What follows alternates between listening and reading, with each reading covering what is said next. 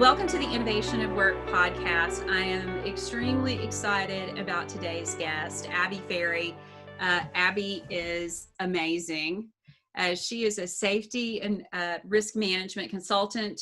She's a certified safety professional. She's a podcaster. She's an author. I'm sure the list goes on. Super excited to talk to Abby today about her journey and some wish lists and some fun topics. So Abby, let me kick it over to you. Why don't we start with maybe just an introduction about your background? I'd love to hear your origin story. You have a degree in environmental health and safety from the University of Minnesota. So I'd love to know why. Why did you pick this as your field? And maybe talk a little bit about some of the pivot points during your career. Definitely. So first, I have to add Duluth after Minnesota. So that's very Okay. important. So I Yes. come from the University of Minnesota Duluth Master of Environmental Health and Safety program. So big, not like a huge difference, but just a big distinction between Yes. UMD and the U down here in Minneapolis. So Yep. before anyone freaks out about that. So it's funny to have the origin story question turned back on me because Yeah. usually that's my question in the Safety Justice League podcast. So I've been trying to fine tune the origin story because people have probably heard my story, like the long version. Yeah. And I've had different feedback on that story. Some people are wondering, why is there so many elements in this story? And others are like, wow, that's awesome. So so I don't know. But I started in construction. So I went through that UMD MEHS program, and really I got into that program just kind of by accident. I worked as a admin at a construction firm Okay.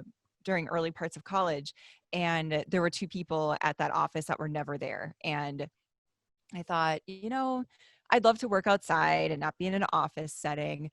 And so I wondered what those two people did. And I learned they were the safety guys. So Uh, I learned all I could from them about what their job entailed. And they both had gone through the UMD program. So when I was ready or not ready to leave college, I decided to enroll in that program and spend another year in school. And I'm really glad that I did. So I started out in construction and pretty much have stuck with some element of construction ever since, whether it's being a safety director, a safety manager, or site safety manager directly for a contractor, and then also working on the insurance side of things as a risk control consultant, but usually focused on construction. And then culminating with my consulting experience where yeah. I, take my construction background and apply it everywhere. So people like to hear about my experiences with brewery clients because craft brewing is cool, but to me it's just another form of manufacturing and distribution and warehousing and just kind of a more interesting setting. So that's the work stuff. And then the origin story of the podcasting and the author kind of things, that's, I guess, like pandemic projects. Yeah. Yeah, the Safety Justice League, we formed through LinkedIn direct messages. And Oh, wow. That's awesome. yeah, like we were just messaging back and forth, had a very similar mindset about the industry and where it's going. And we got together by putting together videos, Ask a Safety Pro videos. And then we turned those into podcasts back in May and just Yeah. have been going ever since with that. And the author piece was, I was just kind of prompted by a 30-day challenge to do that. So I wrote The Safety Habit in 30 days. And That is amazing. I'm so yeah, jealous. thank you. You could do it too. Basically, I've been telling people, like, just find the James Altucher podcast and find his 30-day challenge on his blog and just do it. Like, just Yeah, hold yourself to it and do it. that's amazing. Well, let's talk a little bit more. Let's dig into more about worker safety. You've got some interesting perspectives on this, and I think that comes out in both the podcast and it also comes out in your book, which I want to talk more about. But talk a little bit about why are you so passionate about worker safety, and maybe some of the things that really kind of stand out for you as opportunities for us to improve. Definitely. So since I'm a safety professional, I can have these cynical views about other safety professionals, but I worry sometimes that people focus on not so much themselves, but more of Yeah, like their development, which is great. But one thing I learned early on, and I think it's my typical style, and then it translated to the work environment where I'm just curious. hmm, And so in construction settings, there's a lot to be curious about. And so yeah. that was my And way of careful navigating the about. job site. Yeah, and be careful Yeah. about. So I would just early on, I mean, in my first job, I remember Vince, the project manager, that I would go to his job sites first and he'd say, "Hey kid," um, and this probably isn't appropriate now, but "Hey kid," because I was young then. And he'd say, "Well, get out of here." I'd walk into the job site trailer and say, "Hi, what's up?" Get a coffee and, sit down, check email. And he's like, "Go, what are you doing? Like, go outside, go talk to the guys," And so I would, I think at one point I was kind of fearful that he was going to shoo me out of the trailer again. So I try to find ways to just stay outside. So Right. wandering, doing laps around the job and, approaching people as they're doing work and saying, "Well, what's that? What are you doing?" And I learned so much. Yeah. And it's not just the material that I learned about, but also learned so much about the workers that they want to share, they want to explain, they want to really have you understand what they do. And there's Yeah. so much power in that because then I could learn what they needed and Yeah. then bring them ideas and bring them options. And that really, I later found out that it really endeared me to them. Because you Um, cared. yeah, and it just came through and it was genuine. So I think it just comes down to people. That's what I'm most passionate about, and being able to impact their Yeah. safety and that they don't get hurt. That's Yeah. really the bottom line. Yeah. Maybe one thing, if you could expand on this, I know the culture of safety is a hard, it's having a positive culture is extremely challenging. From those experiences that you had, it is one of the keys just having someone who actually cares and listens to the worker as someone who's an authority on their job because they are the expert. Yeah, they're the expert. They're Yeah. the expert at what they do. And then the the difficult part to then match up was them seeing me as a Yes. resource and an Gotcha. expert. So Yeah. especially early on, you're coming out of college and, back then there's not a lot of women Mhm. in construction either. Yeah. So many times I was the only woman on a project site, the Yeah. youngest person often by far. So they're looking at me like, what the hell is she What going are to you teach us about doing? anything? Yeah. And so I just had to listen a lot and then digest what they were telling me and go to, my safety resources. And I had my safety people in my network that I was Yeah. very close with and bounce things off of them and just bring options and bring information back to the workers that we could work together to solve their problems that they were bringing up. And it just took a few times of actually coming through, following Yeah. through. And I had workers tell me like, no one's ever really followed through. So they were Yeah. used to like, yeah, I'll tell this person about whatever. It's not going to go anywhere. And so when I Yeah. came back with like glove samples or said, here, try these defogging or anti-fog glasses and see if they really work at 3 a.m. on a concrete pour when it's 98 degrees Oh outside. yeah. Um, and they got to see that. They were like, oh, she's actually like, she is listening to what we said Right. and we get Right. to work together. So I think that's the key. And right now, what I'm most passionate about is not only the worker side of things, but where we come together, where our connection is the technology, because I think technology is the thing that can finally like really help speed up those processes. Like in the past, I'd be wandering around a job site and asking questions. Well, what if I don't have to do that anymore? I mean, you still get Yes. out there, but then you have more impactful interactions when you're out there instead of just fishing for, answers. Yeah, absolutely. No, and I think that one of the most important things that we're super passionate about at Anvil is that closed loop communication, which you just hit on. It's one thing to take information from workers, but to your point, if you never follow up, then the culture suffers. They don't trust, they don't believe. But when you do follow up and you engage them in the process of closing the loop and continual improvement, that's really powerful. And that's where I get goosebumps when I talk about that, because I know that's where real change happens. And it's Yes. not unique to, the safety profession. It's, everyone wants to know that, yeah, their opinion matters, or they've at least been listened to and someone's explained why, Right. whether it's, pro or con. So I just think that's super important. And we're certainly super passionate about that as well. I think, let's transition. I want to talk a little bit about your book, because your book kind of takes a lot of your expertise and a concept around, having a safety habit, and how we get into just kind of routine bad habits, and how to kind of break out of that, which definitely, I'm sure you've seen this many times, on site with workers who, you ignore that risk over and over and over. You just forget it's even there, and then at some point it's something bad It happens. So bites could you, you. it bites you, yeah. Could you talk a little bit about the kind of the theme of your book, the concept, and kind of how do we get stuck, because it's not just work, it translates into everyday life as well. Yeah, definitely. So the habit concept came from actually James Altucher. So I mentioned his 30-day challenge, Yeah. and he was saying how habit books are really like people gravitate towards them because everyone's trying to like break a habit, form a good one. And especially right now when people are, doing work wherever they are. Yeah. Yeah, like we're really trying to break some bad habits because now we're amongst family and we're all on top of each other and Yeah. things are really amplified. I've Yeah.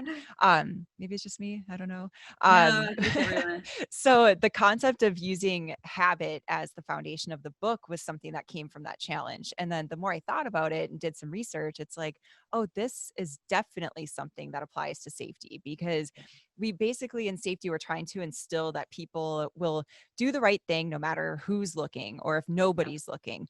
And that's the key. So how do you do that? You form habits, things that Yeah. they're not even thinking about. And I joke sometimes that I like to subliminally like give messaging to workers like in training. Yeah. So Yeah. that's why I like to use social media. And so when workers are in my class, I say, well, just follow NIOSH on Twitter or follow Center to Protect Workers' Rights on Twitter or something. And then later when they're, looking up like fantasy football stuff, like some safety topic comes up and it's like, oh yeah.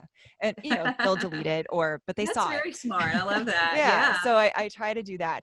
But the safety habit, really, what I tried to do with that book is I meant for it to be like something that, as kids were going back to college, that I thought, what if a parent could give their kid this book and it might help them not make some mistakes, as they go out Yeah. into the world. And so I kind of looked at it like that. It was a little late to be like a graduation gift. And Right. my daughter's in second grade, so I have no use for, a book for a kid going to college, but someday will. Yeah. But and then I also thought about how sometimes as a safety professional, I have problems with habits, bad habits. Yeah. Yeah. And if I can't, walk the talk, how can anybody? So, kind of pointing out a little Sure. bit between the lines, like some hypocrisy or some difficulties that safety professionals have, and even communicating what we are passionate about and what we're experts about. And it's because it goes back to human behavior and Yeah. psychology. And so it's a way bigger topic. And so I brought in the hierarchy of controls into the Yeah. book and then also related it to the total worker health hierarchy of controls, because Right. I'm really excited about that. As well, pre-COVID, I felt total worker health, that's where we're going. It's total worker health and technology. And here we Yeah. go. Like safety is going to be awesome. And then Yeah. COVID hit and it's like, oh gosh, I know. everyone turned into COVID cops. So Yeah. it's my kind of way to try to influence to make safety something that's more holistic. And if Yeah. we can impact people at a younger age, maybe when they get to us when they're in our workplaces, that it's not going to be such a stretch to start talking safety. Yeah.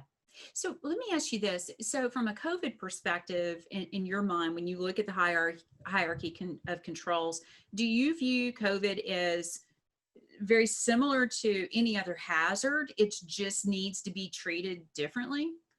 It's because of how it changes, like it's a shapeshifter, like Yeah. there's something different every single day, whether it's about how it's transmitted, is it from True. surfaces, not from surfaces? Do we have Yeah. to increase our HVAC systems? Do we have to wear a mask? Not a gaiter? Yes, a gaiter. Like Yeah. all these different things. I mean, it's every single day there's something different. And I can't really think of any other hazard that we face in the workplace, It's as ever been a like this. yeah, like it's never been like this. Right. So it's really difficult. And it also because of how it's a public health thing Yeah. that Yeah. we can't just control something in the workplace and then that's it. Yeah. Like a steel erection contractor, like they're not going home. Well, maybe they're going home and walking up on the roof or whatever, but Yeah. in general, the hazards can stay at the workplace. But Yeah. this is really showing us how public health and society issues are coming to our workplaces, and that Yeah. makes it's difficult. And Yeah. something I saw with safety professionals early on in the pandemic is that they just didn't want to touch it Yeah. because It's, people thought it's a medical thing. yeah. We can't say anything about it, but safety Right. professionals are uniquely positioned to have influence with this topic. For sure. Absolutely. All right. So I'm just swing back to the book for just a second. And so we want people to go read the book, Yeah. but can you give us a teaser on maybe one or two tips on how we would break those habits that we may have, maybe even in our everyday life? Oh, yeah, you do have them. Everyone has habits that they want Yeah. to break. And so Yeah. that's the problem, is that what I've learned is the general consensus is that you can't break a habit. You have to Okay. replace it with a new one. So Gotcha. that's the key, is identifying that behavior that's negative that you don't like, and then identifying a new behavior that's different that you can start to foster and encourage that habit, and then it will take over from the old bad habit. So Gotcha. that was one Okay. interesting thing. Okay. Another tip is that sometimes you need to change your setting or change Okay. something. Yes. So recently I moved. So I moved to a new house and it's a new neighborhood. I went from the city to the suburbs. Everything has changed. Right. So it's a great time to actually start a new habit. And so pandemic, or as my friend Erin calls it, the poundemic, because of For sure. I think a lot of people's new habits that they want are health focused. And Yep. so I have a slightly larger kitchen now. And so my new habit is actually, cooking healthier and, spending a little bit more time in the kitchen instead of the conveniences of a city Right. where you get delivery a lot. Yeah, no, I love that. I mean, it is a lot of this is about being conscious of what you're doing and having that. I love the idea of truly having a plan. It sounds simple, but it's hard sometimes to do. Yeah. So that's a great tip. Appreciate that, and we want everyone to go read the book. Yeah. Thank Um, you. Shifting gears a little bit. So we are both women who are extremely passionate about women in professional and technical roles. Um, and we may not talk about it every day, but I want to talk about it a little bit now. So in the trades, well, first of all, there's we've got a lot of the workforce that's aging out. We need workers in the trades, and there's wonderful professions and wonderful opportunities not only to do something amazing, but to make a lot of money as well in a Yes. lot of these trades. Um, and there's that, and then you kind of look at the section of women, and the numbers are abysmal. I mean, it's still in the 2 to 5% of women in all trade jobs. So I'd love to get kind of I know you're passionate about this. Um, what's what can we do? What can we do to change that? Why isn't it changing more?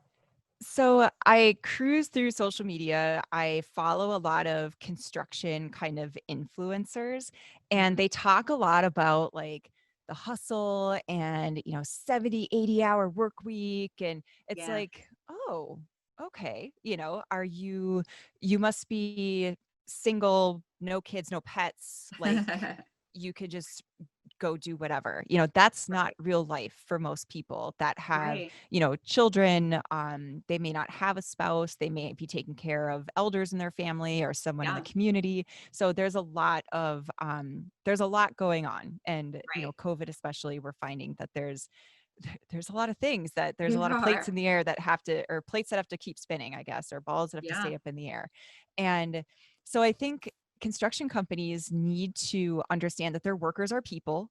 They're Yeah. multifaceted human beings that if they can't come in at 5 a.m. and stay until 9 p.m. because something broke, that is not a fireable offense. So a lot Yes. of it is looking into the structure of what construction expects out of their workforce Gotcha. and being a little bit more flexible and understanding. And I'm not saying it's like you can work from home as a pipe fitter, because you can't. Sure. Um, but even with COVID, we found that companies had to split their crews into smaller cohorts and Yeah. sometimes even into smaller groups, and Yeah. then had to take what was usually a 6 a.m. to 5 p.m. job and make it like 2 overlapping shifts or 3 overlapping shifts.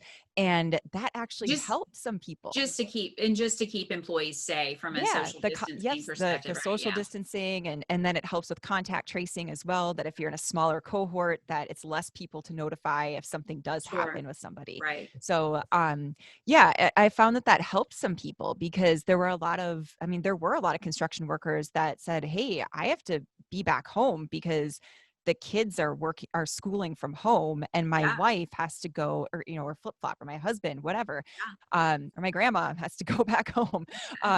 So I think COVID really pushed that, and showing, I mean, it's sad, but like showing companies like, hey, your people are humans. That, did you even know that they have little Timmy at home that actually Right. needs a little extra care than what, the average that you might think of? So I think if companies can understand that and provide some more flexible options, we found, because we had to, that there were flexibility options even on a construction site.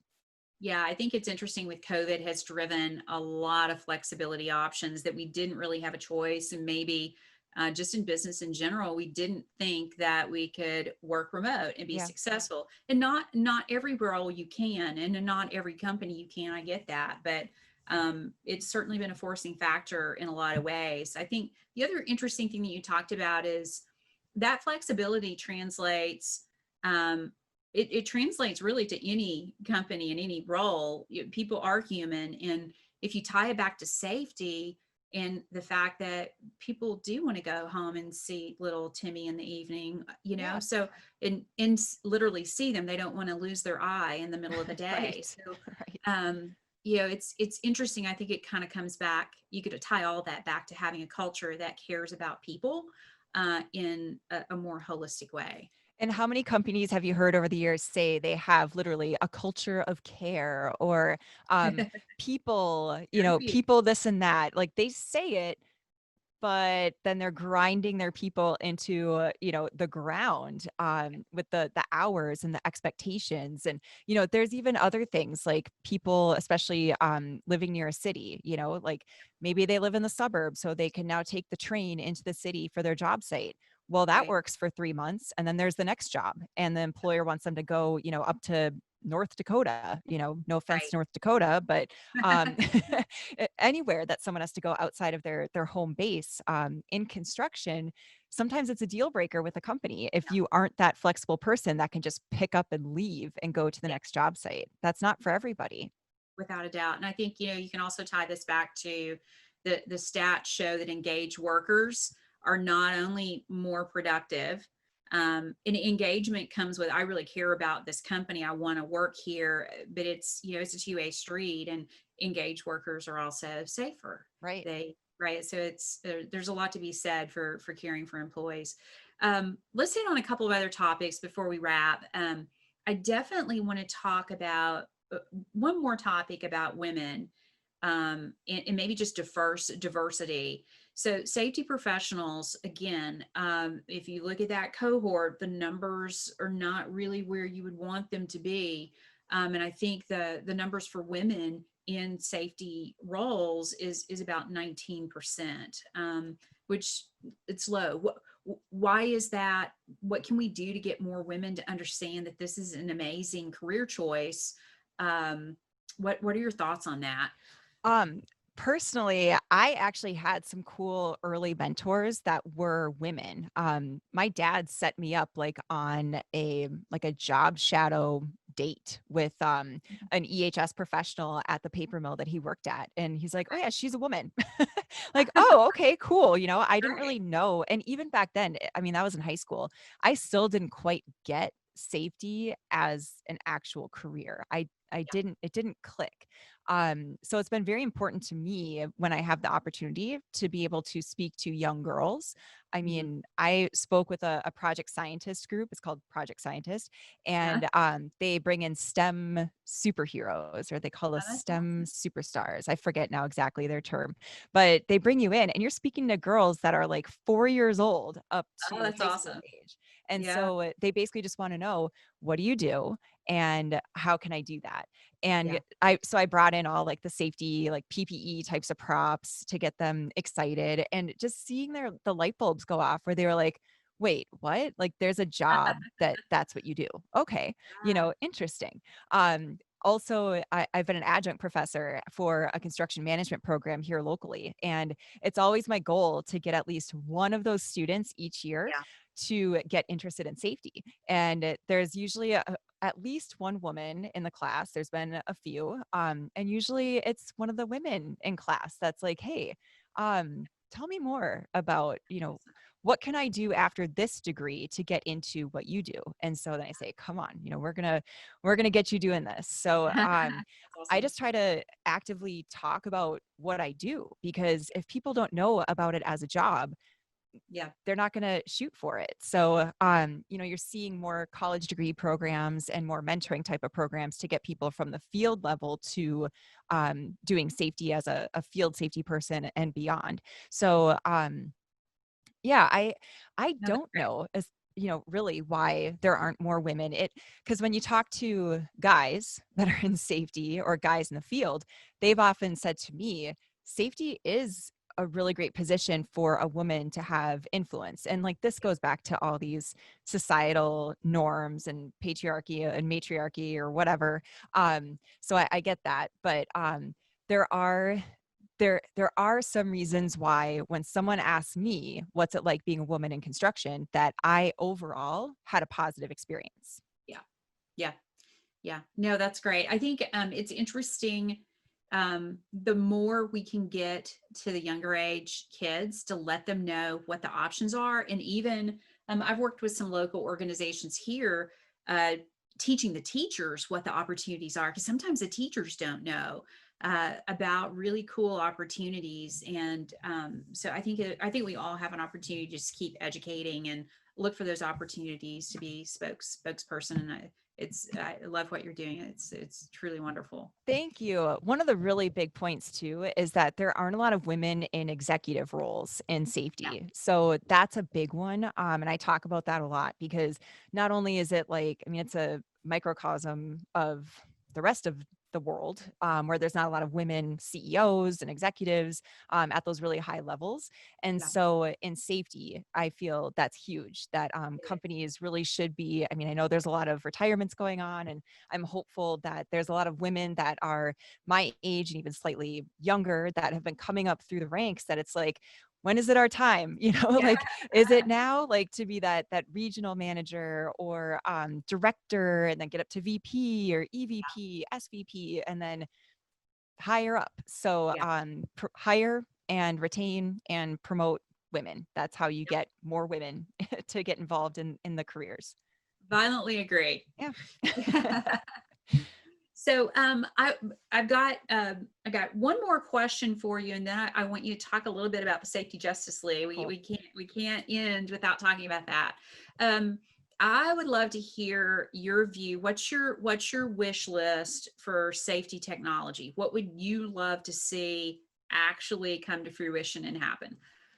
So I feel there's a lot of solutions out there right now that I feel they're really great, but they're not being used. So it's not so much a wish list of what I wish the technology did, but I wish that there was more adoption. So Yes. whatever it is. There's people they're kind of at a spectrum, right, of where they're Mhm. at with tech use. And so some, they've just digitized their forms. Okay, Yeah. great. That's a gateway to Right. doing more. Some are like, hey, I use this inspection app. Cool. Now level it up and Yeah. let's, do something with that information, with that data, because there's, I think, I forget where I've read this or seen something, but the amount of data points that we collect as a safety professional, even like in 1 week of going to job site visits or facility visits, it's more than our human brain can even do anything with. Yeah. So we're collecting all this information, like, yay, we feel great because that's what safety people do, but it's like we're never doing anything with it. So Yeah. it's just a complete disservice to the industry and to us as professionals to not have the information be automatically or intuitively like tracked and trended and giving us some predictions. And I think a lot of safety people just, they hear predictive analytics or Yeah. artificial intelligence and they're like, ooh, I don't know about that. And so I just try to tell them, like, listen, there's other people that are working on that stuff. Yeah. It's Let it real. work. Yeah, it's real. Like, It's real. let it work for you. Yeah. When I worked for an insurance broker, we had a program that would spit out, predictive analytics based Okay. on claims history. And you could literally say, like, a male aged 42 to 46 is more likely to have a shoulder injury that requires surgery that costs this much money. And you could Right. tell the client, like, this will probably happen. Yeah. And they wouldn't believe you, and then you get to go back a year later and say, see, like, I don't want to have those conversations with people on the negative. I want to Yeah. have them, like, understand as much as they feel comfortable understanding about the For technology, sure. to Yeah. buy into it and actually use it, deploy it, and have it make a difference in the workplace. Yeah, again, violently agree with you on that. I mean, that's our whole world with Anvil. One follow-up question. So, what is the from our whole talk here is really centered around innovation and how do you innovate, whether it's just from forming habits to getting more people, getting more women in the workplace to tech. What is the barrier from a safety perspective to keep folks from adopting and running toward this technology that we have it in our hand. It's here, it's available, we can do these amazing things. What do you view as that barrier? Gosh, that's a really good question. And I feel like, maybe do people take some things for granted? Like, it's there. They think, I don't know. Like, I'm not exactly sure what it is. I feel like everyone's kind of on this spectrum of acceptance of technology. Like, there are some professionals in my field that feel they are being replaced, and so Okay. they resist, using Yeah. these things. Yeah. There's workers in the field even that worry, construction workers, manufacturing workers, that might worry that they're somehow being replaced. Yeah. But what I found is, when the people, the actual end users, the people doing the work, if they're able to use technology that can allow them to report what's happening at their job, Yeah. then those feedback loops get closed, and things actually happen and get Right. fixed, and they see that things that are prevented. Yeah. So I feel that use will drive further use, but then it's like, well, how do you get them in the door? Yeah, So it's that yeah, first step. what's that gateway? So Yeah. that's why I always am a fan of, like, identifying where your company culture is at, as far as Yeah. what the company will support, like literally support with dollars or support with the culture, and then Yeah. just trying to level it up just slightly, just keep pushing a little bit, find, like, the people that always have the new iPhone, or that love Right. to adopt whatever the latest technology is, and get them on your side. And so Yeah. then you just build, assemble your crew, build your Yeah. allies, and then start to be able to get people using it to show some results, so other Right. people in the company can see what's going on, and then go from there. I mean, unfortunately, with safety stuff, it's often grassroots, and things come from the field and work their way up instead of Yeah. coming from the top down. From the top down. Yeah, no, and that's really we're firmly rooted in that belief as well. And if I summarize kind of what you said, it's really you don't have to do it all at once. It's find a smart place to start, and then you iterate and you grow and you get momentum from that. But it's about starting. It's Yeah, about finding that place to start and realizing that you don't need to have the full end vision in mind, maybe on right. day one. Right. And I know in construction, the industry that I love the most, the thing that I hate about construction companies and leaders is that they often just want to know what's everybody else doing. And if Yeah, everybody else is doing it, that's their peers or their competitors, then they're more apt to do it. So I think if companies are on that leading edge of using technology, please talk about it because right. then other people will hear it and it's kind of like it's a good peer pressure. So Oh, absolutely. yeah, I've seen companies that have, like there's a local company here. Well, they're huge, but they're local, Ryan Construction. They have someone that their position is Vice President of Insight and Innovation. So Okay. if you find companies where they have people like that, it probably means that they're more apt to, Take care. check out these sorts of things. So Yeah. align with those folks at your organization if you have them. Yeah, that's a really good counsel. All right, so let's wrap this up. So we can't wrap up without talking about the Safety Justice League. Tell us about the Safety Justice League. How do people tune in? What do you guys cover? Give us the scoop. Yeah. So lately we've been getting into these rabbit holes about technology. So it's actually perfect. And we should probably reciprocate and have you come talk to us too. I would love to.